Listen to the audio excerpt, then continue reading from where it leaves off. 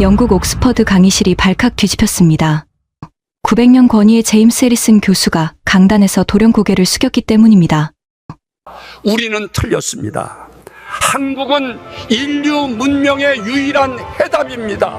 한국을 비웃던 유럽 관료들은 창백해진 얼굴로 말을 잃었습니다. 한국의 허점을 찾겠다며 오만하게 인천행 비행기에 올랐던 노학자는 단 8일 만에 완전히 무너진 겁니다. 도대체 한국에서 무엇을 본 걸까요? 그가 직접 기록한 유럽을 충격에 빠뜨린 한국의 7가지 비밀, 외국인들을 깜짝 놀라게 한 한국인들의 진짜 모습이 지금 공개됩니다. 이어질 이야기가 궁금하시다면 구독과 좋아요로 함께 해주세요. 안녕하세요, 여러분.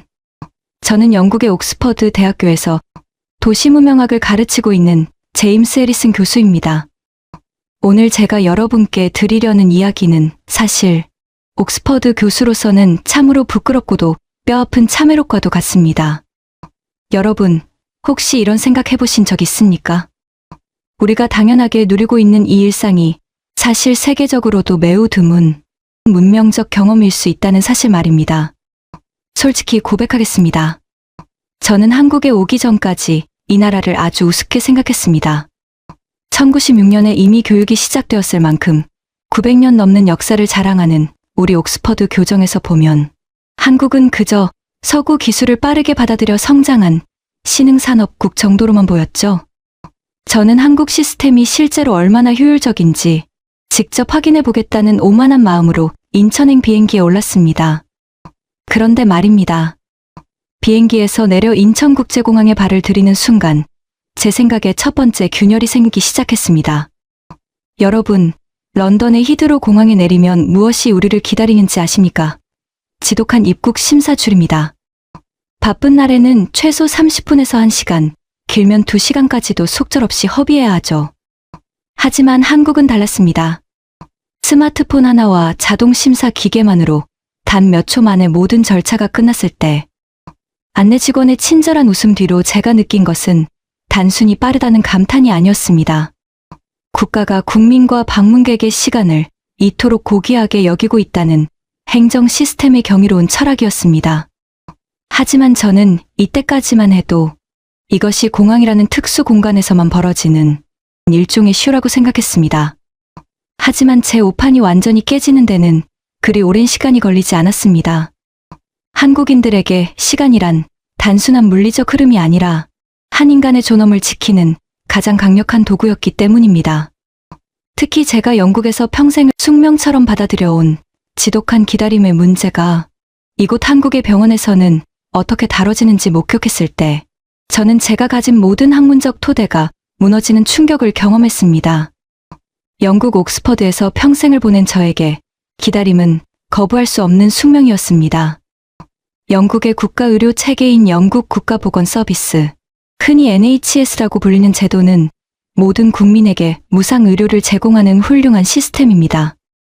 하지만 그 이면에는 지독한 관료주의와 비효율이 암세포처럼 퍼져 있습니다.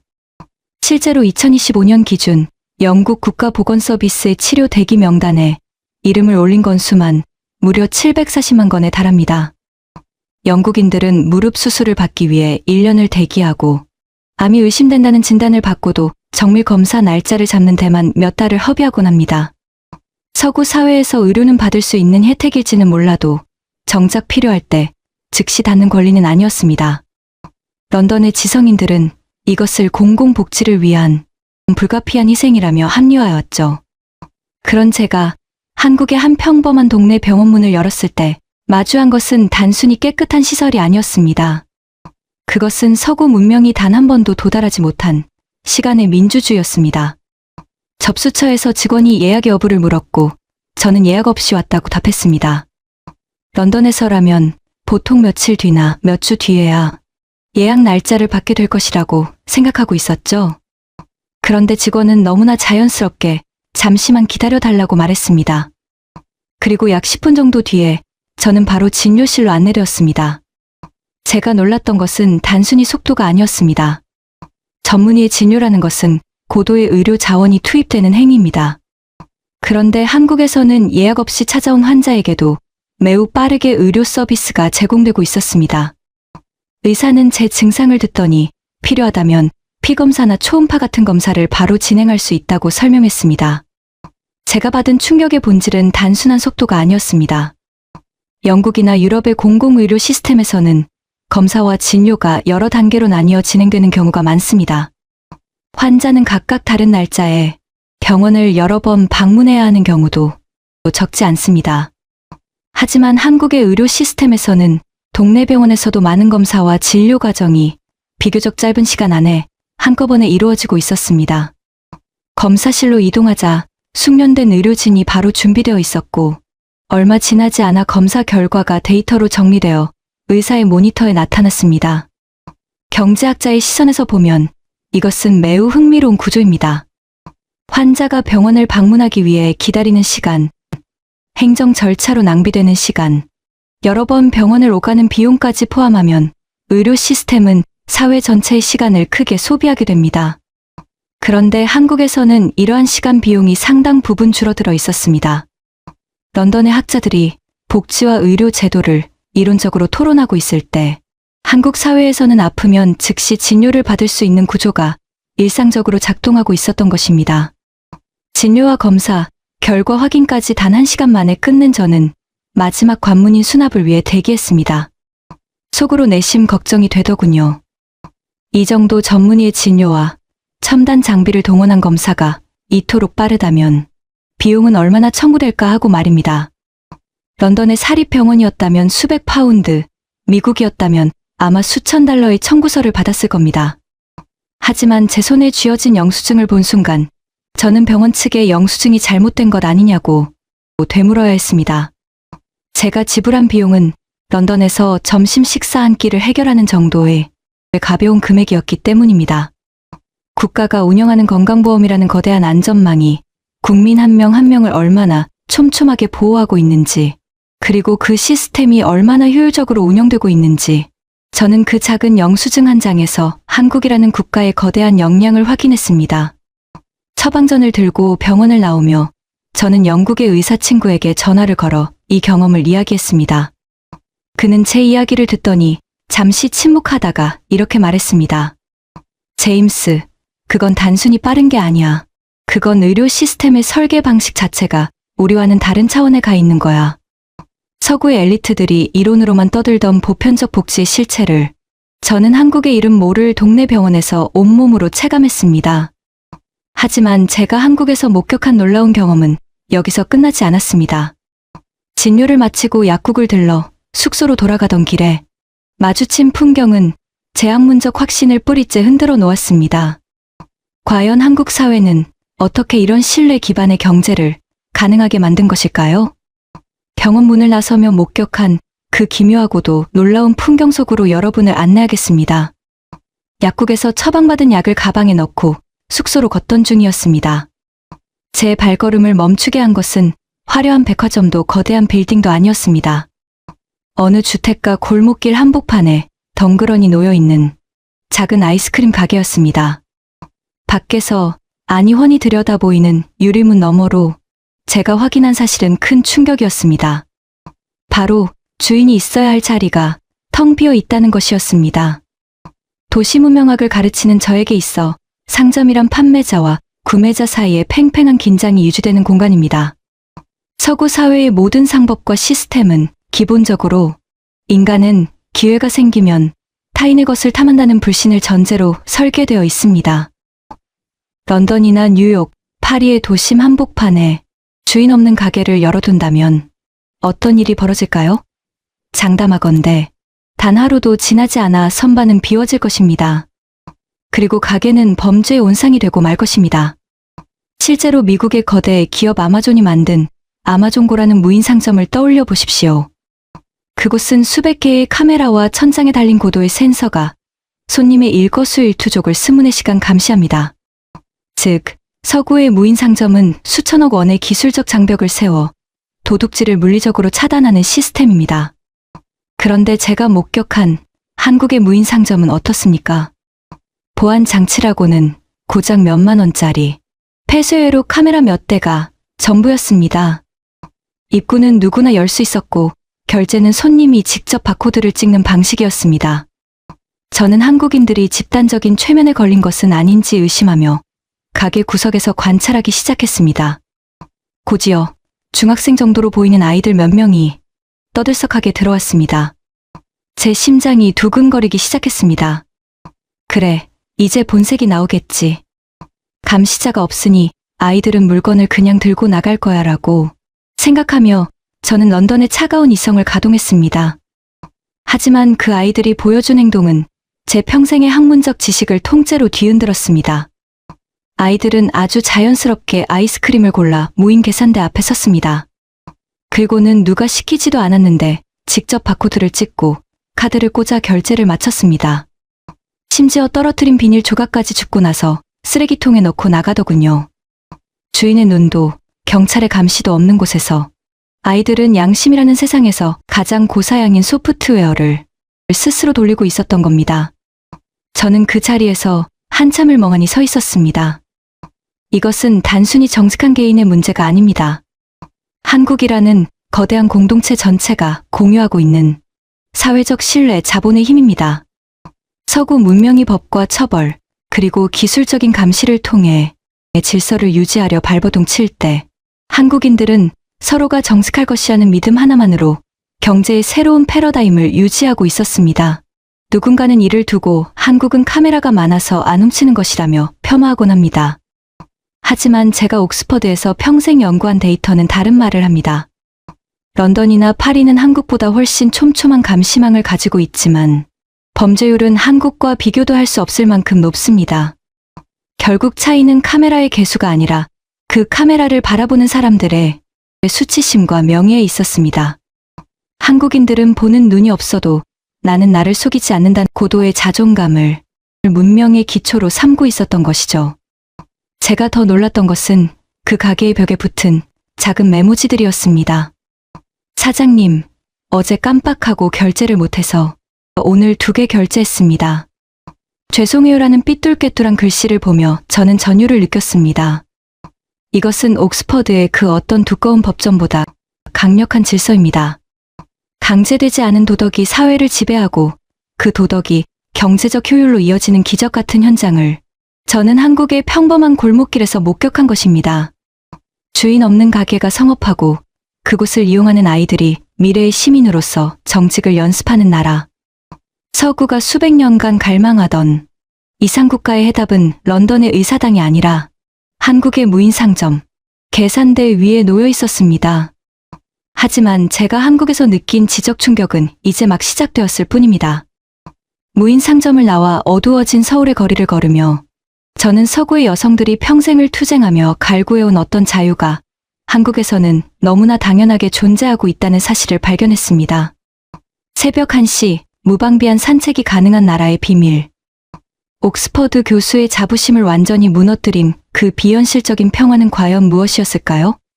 다음 단계에서는 공포가 사라진 도시. 한국인이 누리는 밤의 주권에 대한 충격적인 분석을 이어가겠습니다. 여러분, 혹시 공포 세금이라는 말을 들어보셨습니까? 영국이나 미국, 그리고 유럽 사람들은 태어날 때부터 국가에 보이지 않는 세금을 내며 삽니다. 그것은 바로 해가 지면 집 밖으로 나가지 못하는 공포라는 이름의 세금입니다. 런던이나 파리의 화려한 겉모습에 속지 마십시오. 그곳의 밤은 문명이 멈추고 야만이 시작되는 시간입니다. 밤 10시 이후에 혼자 거리를 걷는 것은 상당한 긴장감을 느끼게 합니다. 그런 제가 한국에 머물던 어느 날이었습니다. 시차 적응이 되지 않아 새벽 1시쯤 무작정 숙소 밖을 나선 적이 있었습니다. 옥스퍼드의 동료들이 알았다면 제 팔을 붙잡고 말렸을 무모한 행동이었죠. 저는 긴장한 채 주머니 속에 지갑을 꽉 움켜쥐었습니다. 어두운 골목마다 누군가 튀어나오지 않을까 경계하며 걸었습니다. 그런데 제 눈앞에 펼쳐진 광경은 제 30년 도시학 지식을 단번에 비웃는 기이한 평화였습니다. 가로등이 환하게 밝혀진 산책로에는 늦은 시간임에도 이어폰을 낀 채 강아지와 산책을 하는 여성이 보였습니다. 주변에는 벤치에 앉아 아무런 경계심 없이 대화를 나누는 사람들도 있었죠. 특히 저를 놀라게 한 것은 학생들이었습니다. 늦게까지 공부를 마치고 집으로 향하는 아이들이 편의점 앞에서 가벼운 간식을 먹으며 서로 웃고 떠드는 모습은 저에게는 비현실적인 평화처럼 느껴졌습니다. 런던의 엘리트들이 수백 년간 인권과 자유를 외치며 투쟁해왔지만 정작 우리는 해만 치면 스스로를 집안에 가두는 감옥 생활을 하고 있습니다. 반면 한국인들은 어떻습니까? 비록 자정이 가까운 늦은 시간이라 거리의 불빛은 하나둘 꺼져가고 있었지만 그 정적 속에 흐르는 안전함은 제 눈에 시간의 완전한 해방으로 보였습니다. 한국은 국가가 국민에게 나뿐만 아니라 밤이라는 시간의 안전까지 보장하고 있었습니다. 결국 본질은 카메라의 개수가 아니었습니다. 한국의 밤을 지키는 진짜 힘은 거리에 있는 모든 타인을 선량한 이웃으로 신뢰하는 한국인만의 거대한 공동체 의식에 있었습니다. 서구 사회는 범죄를 막기 위해 수조 원의 예산을 들여 경찰력을 강화합니다. 하지만 한국은 그런 물리적 장벽 없이도 상호 존중이라는 보이지 않는 성벽으로 밤을 지켜내고 있었습니다. 저는 그 새벽의 공원에서 깨달았습니다. 한국인들은 서구인이 평생 공포 질려 포기해야 했던 그 소중한 밤의 시간을 온전히 자기 것으로 누리고 있다는 사실을요. 이것은 경제적으로 환산할 수 없는 엄청난 가치이며 삶의 질이라는 측면에서 한국은 이미 유럽을 한 세기 이상 앞서가고 있는 셈입니다. 하지만 제가 한국에서 목격한 이 문명, 민주화는 치안에만 머무는 것이 아니었습니다. 다음 날 제가 찾아간 한국의 어느 식당에서 저는 서구의 귀족들조차 누리지 못하는 공공의 사치를 발견하게 되었습니다. 과연 옥스퍼드 교수를 무릎 꿇게 만든 한국 식당의 비밀은 무엇이었을까요? 다음 단계에서는 돈으로 살 수 없는 따뜻한 대접, 정의 경제학에 대해 말씀드리겠습니다. 여러분, 저는 평생을 옥스퍼드라는 상아탑 안에서 자본주의 경제학과 도시문명을 연구하며 살아온 학자입니다. 제가 수십 년간 제자들에게 가르치고 또 스스로 굳게 믿어왔던 서구의 경제학적 상식은 아주 명확합니다. 세상에 공짜 점심은 없다는 명제 말입니다. 런던이나 파리, 뉴욕의 식당에 가보신 분들은 제 말의 의미를 뼛속 깊이 공감하실 겁니다. 그곳에서는 식탁에 앉자마자 주문하는 물 한 병조차 우리 돈으로 5,000원이 넘는 값을 지불해야 합니다. 심지어 식전에 당연하다는 듯 나오는 작은 빵 조각조차 나중에 계산서를 보면 슬그머니 요금이 추가되어 있는 것이 서구 사회의 지독한 상식입니다. 서구 사회에서 서비스란 철저하게 돈으로 지불하고 사야 하는 차가운 상품일 뿐입니다. 그런데 제가 한국의 어느 평범한 동네 식당에 들어갔을 때 제 평생의 경제학적 상식은 문자 그대로 산산조각이 나고 말았습니다. 메뉴를 고르기도 전에 직원이 시원한 얼음물 한 통을 툭 갖다 놓더군요. 저는 당황해서 직원을 불러 물었습니다. 이보세요. 저는 이 물을 주문하지 않았습니다. 나중에 얼마를 더 내야 합니까? 직원은 오히려 제 질문이 이상하다는 듯 환하게 웃으며 대답했습니다. 물은 그냥 드리는 거예요. 돈 안 받으니까 마음껏 드세요. 저는 그때까지만 해도 제 귀를 의심했습니다. 하지만 진짜 충격은 이제부터 시작이었습니다. 제가 주문한 것은 단돈 10,000원짜리 김치찌개 하나뿐이었습니다. 그런데 잠시 후 제 식탁 위에는 67가지의 정갈한 밑반찬이 화려하게 깔리기 시작했습니다. 빨간 김치부터 아삭한 나물, 그리고 따뜻하게 부쳐낸 전까지. 저는 다시 한번 직원을 불러 당황하며 물었습니다. 이걸 다 먹으라고요? 저는 이 반찬들을 따로 주문한 적이 없습니다. 계산이 잘못된 것 아닙니까? 직원은 인심 좋게 웃으며 대답했습니다. 한국 식당에서는 이게 기본이에요. 모자라면 얼마든지 더 드릴 테니 눈치 보지 말고 편하게 드세요. 여러분, 이것은 서구 경제학적으로 도저히 설명이 불가능한 현상입니다. 옥스퍼드의 제 동료들에게 이 광경을 영상으로 찍어 보여주었더니 다들 저 식당은 일주일 안에 파산할 것이라고 장담하더군요. 하지만 한국은 이 기적 같은 손해를 전국 어디서나 수십 년째 당연하게 이어오고 있었습니다.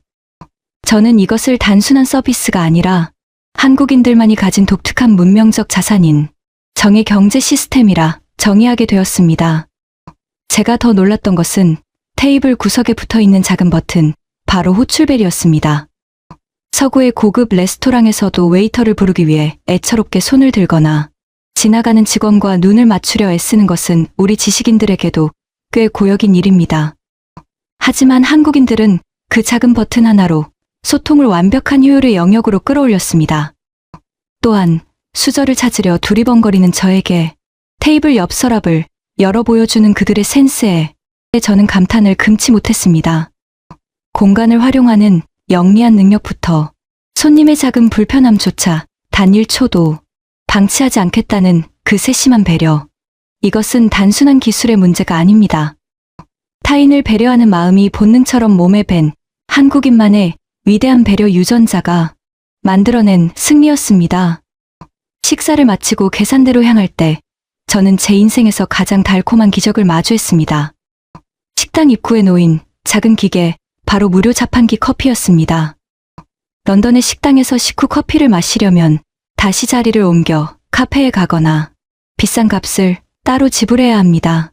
하지만 한국인들은 손님이 가게를 나서는 마지막 순간까지 따뜻한 대접의 끈을 놓지 않았습니다. 종이컵에 담긴 달콤한 믹스커피 한 잔. 그 원가는 얼마 되지 않을지 모르나 그 안에 담긴 손님이 기분 좋게 돌아가길 바라는 주인장의 마음은 그 어떤 명품 와인보다 값진 것이었습니다. 저는 그 따뜻한 커피 한 잔을 손에 들고 식당 문을 나서며 깨달았습니다. 한국은 돈을 낸 만큼만 주는 차가운 계약 사회가 아닙니다. 내가 지불한 가치보다 더 많은 것을 기꺼이 내어주는 덤의 문화. 그리고 손님이 문을 나설 때까지 그 마음이 따뜻하길 바라는 이 지극한 정성. 옥스퍼드의 강의실에서 제가 그토록 강조하던 지속 가능한 공동체의 정답은 사실 한국의 식탁 위와 그 식당, 입구 자판기 속에 살아 숨쉬고 있었습니다. 여러분은 식당에서 반찬을 더 달라고 하거나 식후 커피를 뽑는 것이 너무나 당연하시겠죠. 하지만 옥스퍼드 석좌 교수인 제 눈에는 여러분이 누리는 그 당연한 권리가 전 세계가 우러러보는 최고의 환대 문명으로 보였습니다. 국가 전체가 손님을 대접하는 따뜻한 안방이 된 나라. 돈으로 살 수 없는 그 거대한 온기를 저는 한국의 평범한 식당에서 확인했습니다. 런던의 차가운 식탁에서 상상조차 할 수 없던 이 거대한 인류애를 저는 한국의 골목길에서 온몸으로 체감하며 깊은 반성을 하게 되었습니다.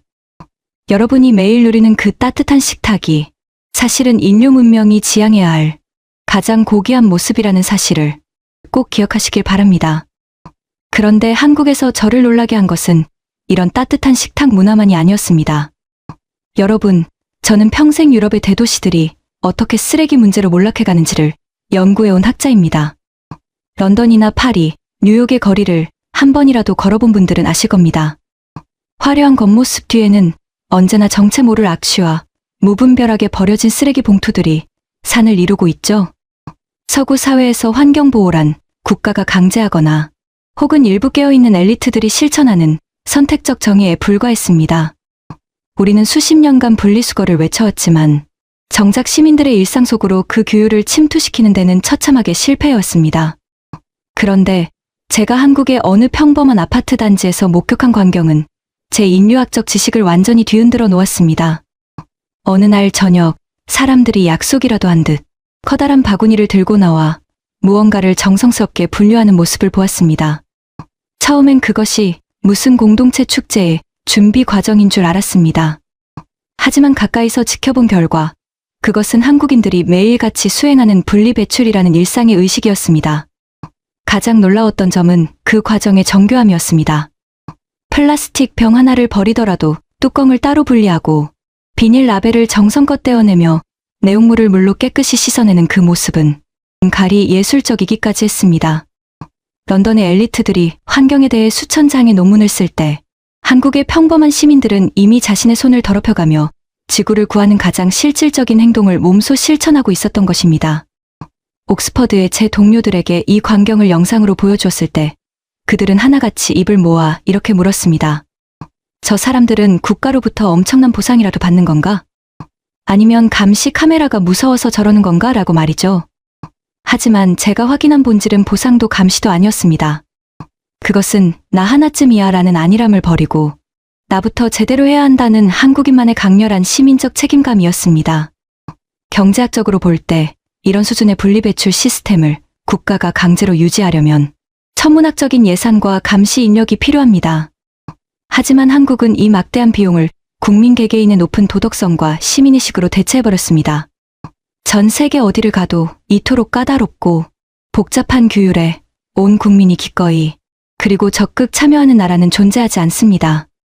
이것은 한국이 단순히 경제적으로만 부유해진 것이 아니라 시민의 품격이라는 측면에서 이미 서구 사회가 도달하지 못한 고등 문명의 단계에 올라섰음을 의미합니다. 저는 한국의 분리수거장에서 인류 문명의 새로운 희망을 보았습니다. 자원이 하나도 나지 않는 이 작은 나라가 어떻게 전 세계 자원 순환율의 정점에 섰는지, 그 해답은 기술에 있는 것이 아니라 한국인들의 손끝에 있었습니다. 내 집 앞을 깨끗이 하고 내 이웃에게 피해를 주지 않으며 우리 후손들에게 더 나은 미래를 물려주겠다는 그 숭고한 약속이 매일 밤 분리수거장의 정적 속에서 실현되고 있었던 것이죠. 런던의 정치인들이 쓰레기 처리장 위치를 두고 싸우고 있을 때 한국인들은 이미 쓰레기를 자원으로 바꾸는 거대한 문명적 전환을 일상에서 완성했습니다. 옥스퍼드 석좌 교수인 제가 수백 년 된 고전 속에서 찾던 이상적인 시민의 모습은 사실 비닐 라벨을 떼어내던 한국의 한 평범한 시민의 뒷모습에 담겨 있었습니다. 하지만 제가 한국에서 느낀 지적 충격은 이 질서의 힘에서 끝나지 않았습니다. 일상의 작은 질서를 지켜내던 이들이 국가적 위기나 거대한 재난 앞에 섰을 때 보여주는 그 믿기 힘든 응집력은 과연 어디서 나오는 것일까요? 전 세계 지성계가 한국을 인류의 새로운 표준이라 부르는 진짜 이유. 위기 앞에서 발현되는 한국인의 위대한 집단 지성의 실체에 대해 마지막으로 말씀드리겠습니다. 일상의 작은 질서를 지켜내던 한국인들이 국가적 위기나 거대한 재난 앞에 보여주는 그 믿기 힘든 응집력의 실체는 도대체 어디서 나오는 것일까요? 저는 그 해답을 찾기 위해 한국에서 가장 복잡하고 역동적인 현장인 도심의 버스 정류장과 지하철역으로 향했습니다. 사실 1996년에 이미 교육이 시작되었던 옥스퍼드에서 평생을 보낸 저에게 도시의 운영이란 곧 엄격한 질서와 강력한 통제의 문제였습니다. 수백 년 된 고전들이 가르치는 문명은 늘 법과 규제라는 틀 안에서 움직였기 때문입니다. 하지만 한국에서 제가 목격한 것은 서구식의 차가운 통제가 아니었습니다. 그것은 시민 스스로가 거대한 시스템의 일부가 되어 유기적으로 움직이는 이른바 거대한 사회적 알고리즘이었습니다. 수천만 명의 인구가 동시에 이동하는 거대 도시에서 단 한 건의 혼란도 발생하지 않는다는 것은 인류학적으로 거의 불가능에 가까운 기적입니다. 런던이나 뉴욕, 파리 같은 대도시를 가보신 분들은 아실 겁니다. 그곳의 대중교통은 늘 연착과 불결함, 그리고 언제 일어날지 모르는 파업의 공포가 서려 있는 공간입니다. 하지만 한국의 대중교통은 단순한 이동수단을 넘어 모든 시민이 실시간으로 정보를 공유하고 최적의 동선을 찾아내는 집단지성의 결정체였습니다. 런던의 상징인 빨간 2층 버스는 겉으로는 낭만적이지만 실제로는 지독한 연착과 예고 없는 운행 중단으로 시민들의 삶을 갉아먹곤 합니다. 서구의 지하철인 언더그라운드 역시 100년 넘은 낡은 선로 위에서 연착과 불신을 반복합니다. 런던이나 뉴욕에서 대중교통이란 참을성을 테스트하는 인내의 장소일 뿐입니다. 하지만 한국의 정류장에 서는 순간 저는 제가 평생 연구해온 도시 문명학의 모든 이론이 뒤집히는 놀라운 경험을 했습니다. 가장 먼저 저를 전율케 한 것은 정류장마다 설치된 디지털 안내판이었습니다. 2분 13초 뒤 도착. 처음에는 그저 대략적인 예상치라고 생각했습니다. 하지만 제 시계의 초침이 안내판의 숫자와 정확히 일치하는 순간 버스가 제 코앞에 멈춰 서는 것을 보고 저는 소름 끼치는 전율을 느꼈습니다. 이것은 단순히 정보 기술의 승리가 아닙니다. 수백만 대의 차량이 뒤엉키는 이 거대 도시의 도로 위에서 버스 한 대가 초 단위의 오차도 없이 시민과의 약속을 지킨다는 것은 기적에 가깝습니다. 이 약속이 지켜지기 위해서는 도로 위의 모든 운전자가 질서를 지키고 시스템이 완벽하게 맞물려 돌아가야만 합니다. 서울시는 실제로 버스 환승센터와 중앙 차로제 도입을 통해 환승 시간을 기존 12분에서 3분 수준까지 획기적으로 줄인 성공적인 사례가 있습니다. 저는 이것을 단순한 행정이 아니라 국가가 국민의 1분 1초를 얼마나 고귀하게 여기고 있는지 보여주는 행정적 경외심의 표현이라고 생각합니다. 더욱 경이로운 것은 한국만의 무료 환승 시스템입니다. 지하철에서 내려 버스로 갈아탈 때 요금이 추가되지 않는 이 혜택은 서구의 철저한 수익 중심 모델에서는 상상조차 할 수 없는 제도입니다. 최대 5회까지 이어지는 이 환승 시스템은 경제적 이윤보다 공동체의 편의를 최우선으로 두는 한국인만의 초월적 합리성을 상징합니다. 또한 영하의 추위 속에서도 시민의 몸을 따뜻하게 데워주는 정류장의 온열의자와 여름철에 무더위를 식혀주는 스마트 쉘터의 에어컨은 제가 유럽의 그 어떤 선진 도시에서도 경험하지 못한 세심한 배려였습니다. 국가가 국민을 이토록 배려하고 국민은 그 시스템을 아끼며 질서를 지켜내는 모습은 경이로움 그 자체였습니다. 결국 제가 조금 전 던졌던 질문, 그 믿기 힘든 응집력은 과연 어디서 나오는가에 대한 답은 바로 여기 있었습니다. 한국인들은 큰 위기가 닥쳤을 때만 갑자기 뭉치는 것이 아닙니다. 매일 아침 출근길, 1초의 오차도 없이 버스를 기다리고 내리는 사람을 위해 길을 터주며 환승카드를 찍는 그 당연한 일상 속에 이미 거대한 집단 지성이 흐르고 있었던 것입니다. 수만 명이 동시에 이용하는 지하철역에서도 누구 하나 밀치지 않고 한 줄로 서서 차례를 기다리는 모습. 이것은 강요된 규율이 아니라 나의 질서가 곧 타인의 편안함이라는 고도의 사회적 합의가 뇌속에 각인된 결과입니다. 런던의 낡은 지하철역에서 연차게 항의하며 소리를 지르고 혼란을 겪는 서구인들에게 한국의 대중교통은 인류가 도달할 수 있는 가장 정교한 미래 도시의 완성본입니다. 여러분은 지금 전 세계 지성들이 그토록 연구하고 싶어하는 인류 역사상 가장 따뜻하고 정교한 사회적 운영체제 위에서 매일 아침을 시작하고 계신 겁니다. 여러분의 그 당연한 출근길이 사실은 전 세계가 경외하는 위대한 질서의 현장이라는 사실을 꼭 기억하셨으면 좋겠습니다. 한국인이 위기 앞에 강한 이유는 이미 일상 속에서 타인을 배려하는 완벽한 질서를 완성했기 때문입니다. 이것이 바로 전 세계가 한국을 인류의 새로운 표준이라 부르는 진짜 이유입니다. 지난 8일간의 짧고도 긴 여정이 이제 막바지에 다다랐습니다. 저는 한국의 평범한 골목길부터 바쁘게 돌아가는 병원, 주인 없는 무인 상점, 그리고 정교하게 맞물려 돌아가는 버스 정류장을 구석구석 누볐습니다. 이 짧은 시간 동안 저는 평생 옥스퍼드에서 가르쳐온 선진국의 정의를 완전히 처음부터 다시 써야만 했습니다. 900년 넘는 역사를 자랑하는 우리 대학의 도서관에는 수만 권의 고전과 지혜가 담겨 있습니다. 저는 그곳에서 이상적인 시민사회의 해답을 찾으려 애써왔습니다. 하지만 놀랍게도 그 해답은 런던의 웅장한 의사당이나 뉴욕의 화려한 월스트리트에 있지 않았습니다. 그것은 바로 한국의 평범한 아파트 단지, 분리수거장과 이름 모를 동네 병원의 대기실에 살아 숨 쉬고 있었습니다. 저는 이제 영국으로 돌아가 제 제자들과 동료들에게 제 부끄러운 무지를 고백하며 이렇게 당당하게 선언할 것입니다. 우리가 인류의 미래를 보고 싶다면 더 이상 먼 미래를 상상하며 논문을 쓸 필요가 없다. 당장 비행기를 타고 한국으로 가보라. 그들은 이미 우리가 그토록 갈망하던 미래의 표준을 지극히 평범한 현재의 일상으로 살아내고 있다라고 말이죠. 인천국제공항에서 제가 마주했던 그 압도적인 자동화 시스템은 단순한 기술의 자랑이 아니었습니다. 그것은 국가가 국민의 시간을 얼마나 소중하게 여기는지를 증명하는 행정의 고귀한 품격이었습니다. 또한 주인이 없는 무인 상점에서 제가 목격한 아이들의 정직한 모습은 서구의 철학자들이 수천 년간 고민해온 사회적 신뢰를 다시 생각하게 했습니다. 기술적인 감시가 없어도 인간의 고결한 양심만으로 시스템이 완성될 수 있음을 저는 제 눈으로 직접 확인했습니다. 밤늦은 시각에도 아무런 공포 없이 이어폰을 끼고 거리를 산책할 수 있는 그 비현실적인 평화는 어떻습니까? 제가 익숙했던 서구 도시들의 살벌한 풍경과는 전혀 다른 차원의 안전이었습니다. 그것은 단순한 치안의 문제가 아니라 거리에 있는 모든 타인을 내 이웃으로 믿는 한국인만의 거대한 공동체 의식이 만들어낸 기적입니다. 영국 국가보건서비스가 2025년 기준 740만 명이라는 기록적인 치료대기 인원을 남기고 있는 현실 앞에서 한국의 의료 시스템은 저에게 큰 경외감을 주었습니다.